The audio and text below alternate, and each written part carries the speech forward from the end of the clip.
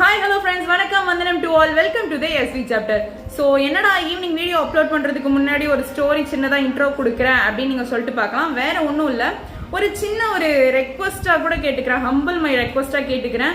And வீடியோவில் நான் பேசுறதுக்கு முன்னாடி ஒரு சின்ன எப்படி சொல்கிறது, ஒரு ரொம்ப ரொம்ப பணிவான ஒரு ரெக்வஸ்ட்டாகவே கேட்டு மன்னிப்பும் கேட்டுக்கிறேன். ஏதாச்சும் நான் வார்த்தைகள் விடுறேன்னா மன்னிப்பும் கேட்டுக்கிறேன்.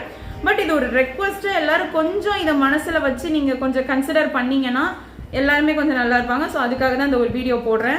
ஸோ என்ன அப்படின்னு பார்த்தீங்கன்னா, லைக் ஓகே ஃபைன், ஒரு ஒன் வீக்கில் ஒரு 4 டேஸாகவே வந்துட்டு நான் என்னோட ஹஸ்பண்ட் கூட வந்துட்டு லைக் அவங்க ஜொமேட்டோ ஓட்ட போகிறாங்க. நான் சும்மா தான் பின்னாடி உட்காந்துட்டு போகிறேன். பட் ஒரு லேட் நைட் ஒரு 2 o'clock வரைக்கும் அவங்க ஓட்டுறாங்க, நான் பின்னாடி உட்காந்துட்டு போகிறேன். ஏன்னா என்னால் அவரை விட்டுட்டு இருக்க முடியலன்றனால நான் தொத்திக்கிட்டு போயிட்டுருக்கேன். அது ஓகே அந்த மாதிரி ஒரு இது போயிட்டுருக்கு.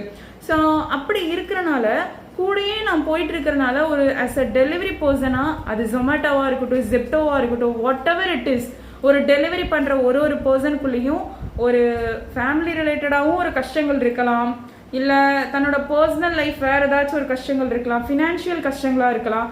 ஸோ இப்படி ஒருத்தங்களும் ஒரு விதத்துக்காக வந்துட்டு இருக்காங்க, ஓகேவா? So including my self also. என்னென்ன சின்ன இது அவங்களுக்காக நம்ம கன்சிடர் பண்ணலாம் அப்படின்றது நான் உங்ககிட்ட கேட்குறேன். ஸோ ஒன்றும் இல்லை, நம்ம இப்போ ஒரு அட்ரஸ் கொடுக்குறோம்னா கரண்ட் லொக்கேஷன் நம்ம கொடுத்துருவோம், நம்ம ஈஸியாக கரண்ட் லொக்கேஷன் கொடுத்து விட்ருவோம்.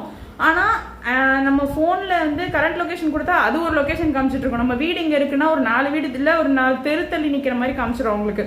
ஸோ அப்போ வந்துட்டு என்ன அட்ரஸ் கொடுத்துட்டோம், நீங்கள் இன்னும் வரமாட்டீங்களா, உங்களுக்கு அதான் மென்ஷன் பண்ணியிருக்கேனே அதான் அட்ரஸ் அப்படின்னு சொல்கிறதா இருக்கட்டும். இதில் என்ன நான் மெயினாக சொல்ல வரேன்னா, லேட் நைட்டில் பார்க்குறது பையனாக இருக்கட்டும், ஒரு பொண்ணாக கூட இருக்கட்டும். நான் ஒரு லேடி கூட டெலிவரி பண்ணுற பர்சன் நான் பார்க்க தான் செஞ்சேன். ஓகே, அவங்களோட கஷ்டம், அவங்களோட பர்சனல் லைஃப், அவங்க வந்து அதுக்குள்ளே இன்டர்ஃபர் ஆகி ஒரு வேலையை பார்த்துட்டு இருக்காங்க, ஓகேவா? ஸோ அப்படி இருக்கும்போது அந்த லேட் நைட்டில் அவங்க வந்து என் ஹஸ்பண்டே ஒரு நாள்லாம் வந்துட்டு நான் பின்னாடி உட்காந்துருக்கேன், நான் இருக்கேன் அப்படின்ற மைண்ட் செட் இருந்தாலும் என்னைய பாதுகாப்பாக பார்த்துக்கணுன்ற ஒரு மைண்ட் செட் வேற. டு பி ஹானஸ்டாக இப்போ பொண்ணுங்களுக்கு வந்து நிறைய இடத்துல வந்துட்டு இப்போ நிறைய நியூஸஸ் நம்ம பார்த்துட்டு தான் இருக்கோம். ஸோ அந்த மாதிரி ஒரு விஷயங்கள் நடந்துட்டு இருக்கிறனால என்னை தனியாக ஒரு சந்தில் விட்டுட்டு போகிறதுக்கே அவர் கொஞ்சம் பயப்பட தான் செய்வார். ஓகே நீ பாப்பா நான் தைரியமாக இருக்கேன்னு சொன்னாலுமே அவங்களுக்கு ஒரு பயம் இருக்க தான் செய்யும்.